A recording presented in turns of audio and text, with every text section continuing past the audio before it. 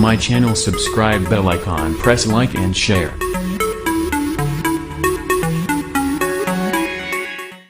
अस्सलाम वालेकुम दोस्तों, कैसे हो? मुझे उम्मीद है कि आप सभी सही होंगे। और आज फिर न्यू अपडेट के सामने हम आपके सामने हाजिर हो चुके हैं और ये जो है कुवैत से है। तो इस वीडियो को आप पूरा ज़रूर देखिए, ये आपके लिए काफ़ी ज़्यादा इम्पोर्टेंट जो है वीडियो होने वाली है। और इसमें मैं आपको वीज़ा के हवाले से इन्फॉर्मेशन देने वाला हूँ, जो अपडेट आया है न्यू।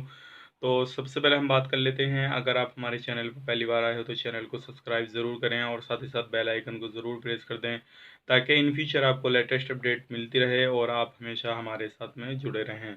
तो चलिए फिर वीडियो आगे शुरू करते हैं। सबसे पहले हम बता देते हैं वीज़ा के हवाले से जो आज इम्पोर्टेंट एक अपडेट है, वो आप लोगों को बताना बहुत ही ज़्यादा ज़रूरी है अगर आप कुवैत के अंदर काम करते हैं। सबसे पहली चीज़ ये है, जो लोग 60 साल से ऊपर हो चुके हैं उन लोगों का वीज़ा अब रिन्यूअल नहीं कराया जाएगा। वहाँ की गवर्नमेंट ने बोल दिया है, जो लोग 60 साल से ऊपर हो गए हैं और उन लोगों का वीज़ा जो है अब रिन्यूअल नहीं कराया जाएगा। उन लोगों को जो है उनके देश, उनके वतन वापस भेजा जाएगा। ये आपके लिए बहुत ही बुरी खबर है, क्योंकि काफ़ी सारे लोग ऐसे होते हैं जिनके पासपोर्ट में उम्र कम होती है, उम्र जो है ज़्यादा होती है और देखने में कम होती है, तो उनके लिए बहुत ज़्यादा बुरी खबर है।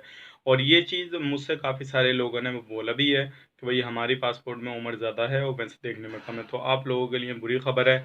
और इस दौरान आप कुछ नहीं कर पाएंगे। आपको अगर 60 साल से ऊपर हैं तो आपको आना ही पड़ेगा। अगली अपडेट ये है, कुछ लोग जो है लगभग 23,000 लोग जो है अपने एरिया को छोड़ के दूसरे एरिया में गए हैं, और तो उनके खिलाफ भी कड़ी कार्रवाई होगी। और जो फरवनिया से जो है महबूला एरिया में गए हैं, तो लगभग 23,000 लोग हैं। अगर आप उनमें से हैं तो आपके खिलाफ जो है कड़ी कार्रवाई होने वाली है।